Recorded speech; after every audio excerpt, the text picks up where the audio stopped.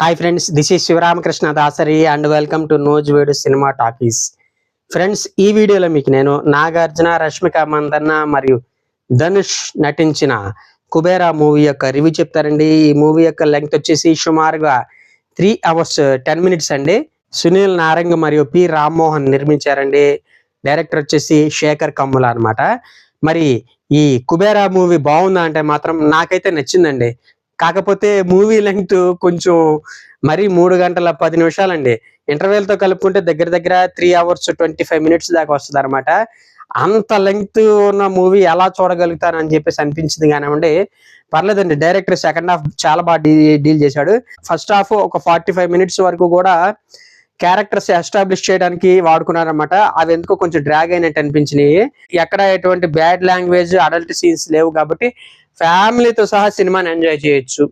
Okay, కాకపోతే శేఖర్ కమ్ముల తన routine style ని వదిలిపెట్టి కొంచెం డిఫరెంట్ గా ట్రై చేశాడేమో అనిపించింది ఈ సినిమా చూస్తుంటే.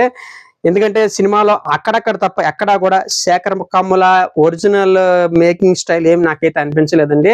ఒక రొటీన్ కమర్షియల్ మూవీని డైరెక్ట్ చేసే డైరెక్టర్ లాగానే అనిపించింది తప్ప ఇది Shekhar Kammula style of making అయితే కాదు. కాకపోతే ఇప్పుడు థియేటర్స్ లో సరైన సినిమా ఏమీ లేదు. యావరేజ్ ఉన్న సినిమా కూడా సూపర్ హిట్ అయిపోతుంది. అందులోనూ ఇది అబౌవ్ యావరేజ్ కాబట్టి నాకు తెలిసి బ్లాక్ బస్టర్ కూడా అయిపోద్ది ఖచ్చితంగా. దానికి తోడు తమిళ్లో ధనుష్, తెలుగులో నాగార్జున మరియు రష్మిక మందన ఉన్నారు కాబట్టి మూవీ ఖచ్చితంగా బ్లాక్ బస్టర్ అవుద్దండి. కాకపోతే శేఖర్ కమ్ముల మార్క్ సీన్స్ ని ప్లస్ ఆ ఎమోషన్ ని కొంచెం మిస్ అయ్యాని అనిపించింది.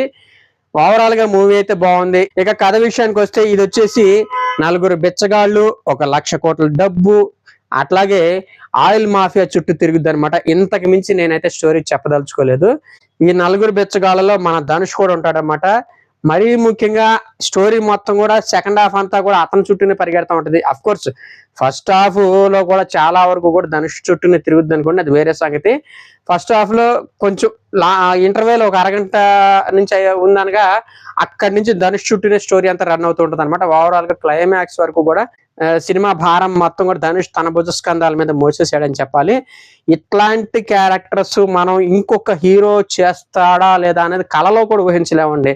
అంత బాగా నటించాడు ధనుష్.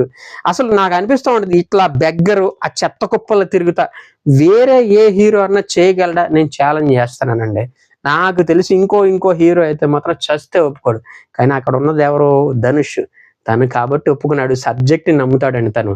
ఎప్పుడు కూడా డైరెక్టర్స్ యొక్క హిట్ ఫ్లాపుల్ని ఆయన పట్టించుకోడు.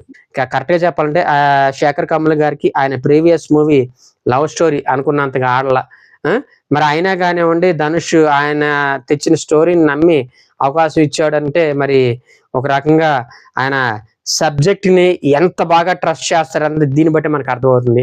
ఇక యాక్టర్స్ యొక్క పెర్ఫార్మెన్స్ విషయానికి వస్తే దేవ అలియాస్ బెగ్గర్ రోల్లో మనం ధనుష్ని తప్ప ఇంకొకళ్ళు ఊహించుకోవటం అన్నది అసాధ్యం కూడా. వేరే నటులకి ఈ క్యారెక్టర్ చేయటం అసాధ్యం అనే రీతిలో నటించాడండి ఆయన.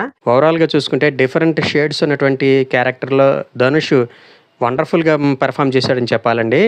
ఒక పక్క బిచ్చగాడిగా, రెండో పక్క అమాయకుడిగా, ఇంకో పక్క డబ్బు అంటే ఏమాత్రం మమకారం లేని వ్యక్తిగా, మానవ సంబంధాలకి మాత్రమే విలువిచ్చే వ్యక్తిగా అతని యొక్క పెర్ఫార్మెన్స్ మనల్ని చాలా బాగా ఆకట్టుకుంటుంది.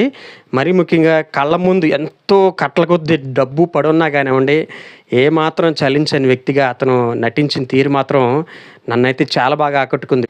కొన్ని సీన్స్లో అయితే తన పెర్ఫార్మెన్స్తో కళ్ళమ్మటి నీళ్లు తెప్పిస్తాడు కూడా. ఓవరాల్గా సినిమాలో ఉన్న హైలైట్స్ గురించి డిస్కస్ చేసుకునేటప్పుడు ముందు ధనుష్ గురించి చెప్పాక మిగతా వాటి గురించి చెప్పాలండి. ఇక కొంచెం నెగిటివ్ షేడ్స్ ఉన్నటువంటి క్యారెక్టర్లో సిబిఐ ఆఫీసర్గా నాగార్జున గారు నటించారన్నమాట. స్టార్టింగ్ నుంచి ఎండింగ్ వరకు కూడా ఆయన యొక్క క్యారెక్టర్ నెగిటివ్ షేడ్స్ లోనే ట్రావెల్ అవుతూ ఉంటది అనమాట. ఆ రోల్లో నాగార్జున గారు చాలా కొత్తగా కనిపిస్తారండి. ఇప్పటి వరకు కూడా నాగార్జున గారిని మనం హీరో రోల్లో చూసాం కానివ్వండి, ఇంత నెగిటివ్ షేడ్స్ ఉన్నటువంటి క్యారెక్టర్ లో మనం ఎప్పుడు చూడాల. ఓవరాల్ గా ఆ క్యారెక్టర్ కానీ జస్టిఫై చేశారండి. చాలా బాగా పెర్ఫామ్ చేశారని కూడా చెప్తాను. ఇక మరొక సపోర్టింగ్ రోల్ రష్మిక గారు చించేశారండి, అసలు ఇచ్చి పడేశారండి. ఫెంటాస్టిక్ పర్ఫార్మెన్స్ అనమాట ఆ సపోర్టింగ్ క్యారెక్టర్. ఓవరాల్ గా రష్మిక గారి ఖాతాలో మరొక హిట్ మూవీ పడిందని చెప్పుకోవాలి. ఇక విలన్ రోల్లో జిమ్ సర్బ్ నటించాడు అనమాట. అతను కూడా ఆ క్యారెక్టర్ కి పర్ఫెక్ట్ గా సూట్ అయిపోయాడండి. పక్కా కమర్షియల్ గా ఆలోచించే కార్పొరేట్ హెడ్ గా తను క్యారెక్టర్ ఉంటుంది అనమాట. అందుకు తగ్గట్టుగానే అతను చాలా బాగా నటించాడు. దానికి తోడు ఫ్రెష్ ఫేస్ అవటం, ఆ డైలాగ్ డెలివరీ కూడా ఆడియన్స్ కి కొత్తగా అనిపిస్తుంది. ఓవరాల్ గా తన పెర్ఫార్మెన్స్ చాలా బాగుంది. ఇక టెక్నికల్ డిపార్ట్మెంట్ విషయానికి వస్తే దేవిశ్రీ ప్రసాద్ అందించినటువంటి సంగీతం బాగుందండి, పర్లేదు. కాకపోతే పాటలు ఇంకొంచెం బెటర్గా ఇచ్చుంటే బాగుండేది అనిపించింది. అలాగని తక్కువేం కాదండి, ఎందుకంటే ఇంత హెవీ సబ్జెక్ట్కి పాటలు ఇంకా బాగా ఇచ్చుండాల్సిందండి. ఫర్ ఎగ్జాంపుల్ బిచ్చగాడు మూవీ చూసారా, విజయ్ ఆంటోని ఎంత మంచి పాటలు ఇచ్చాడు. ఇందులో కూడా మరి హీరో క్యారెక్టర్ బెగ్గర్ క్యారెక్టర్, ఎందుకంటే అతని చుట్టూనే తిరుగుతుంటుంది. బెగ్గర్స్ లైఫ్కి సంబంధించి చాలా సీన్లు వస్తాయి. అట్లాంటప్పుడు పాటలు కూడా కొంచెం బెటర్గా ఇచ్చుంటే బాగుండేది అనిపించింది. బ్యాక్గ్రౌండ్ మ్యూజిక్ మాత్రం చాలా చాలా బాగుందని చెప్తాను. నికేత్ బొమ్మి గారి సినిమాటోగ్రఫీ టూ గుడ్ ఉంది. అట్లాగే కార్తీక్ శ్రీనివాస్ గారి ఎడిటింగ్ అయితే ఓకే అని చెప్తానండి.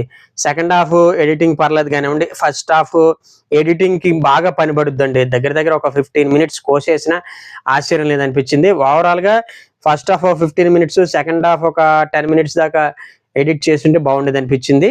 ఇక డైరెక్టర్ శేఖర్ కమ్ముల గారి విషయానికి వస్తే ఆయన ఎంచుకున్నటువంటి సబ్జెక్ట్ చాలా చాలా డిఫరెంట్ అండి. ఎందుకంటే జనరల్ గానే శేఖర్ కమ్ముల గారి సినిమాలు అంటే మనకి ఎమోషన్ పరంగా బాగా కనెక్ట్ అయ్యేలాగా ఉంటాయి. అంతేకాకుండా ఆయన తీసుకునే సబ్జెక్టులు కూడా చాలా సెన్సిటివ్ గా ఉంటాయి. కాకపోతే ఈ సినిమాతో ఆయన వాటన్నిటిని దూరం పెట్టి ఒక డిఫరెంట్ కాన్సెప్ట్ ఎంచుకుంటే ఎలా ఉంటది అని ఈ మూవీని స్టార్ట్ చేసినట్టున్నారు. కాకపోతే ఎంత సబ్జెక్టు డిఫరెంట్ గా తీసుకున్నా కానివ్వండి, ప్రతి దర్శకుడికి ఒక మేకింగ్ స్టైల్ ఉంటుంది, దాన్ని మాత్రం వదిలిపెట్టకూడదు. అయితే ఈ కుబేరా విషయంలో మాత్రం దర్శకుడు తన మేకింగ్ స్టైల్ కూడా పక్కన పెట్టి రొటీన్ కమర్షియల్ డైరెక్టర్స్ లాగా వ్యవహరించాడేమో అనిపించింది. ఆ విషయంలో నేను కొద్దిగా డిసప్పాయింట్ అయ్యానండి. ఓవరాల్ గా చూసుకుంటే శేఖర్ కమ్ముల గారి దర్శకత్వం బాగానే ఉందని చెప్తాను.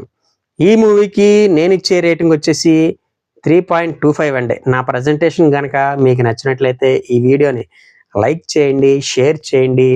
మరిన్ని మూవీ రివ్యూస్ కోసం మన నూజివీడు సినిమా టాకీస్ని సబ్స్క్రైబ్ చేసుకోండి. థ్యాంక్ యూ అండ్ జై హింద్.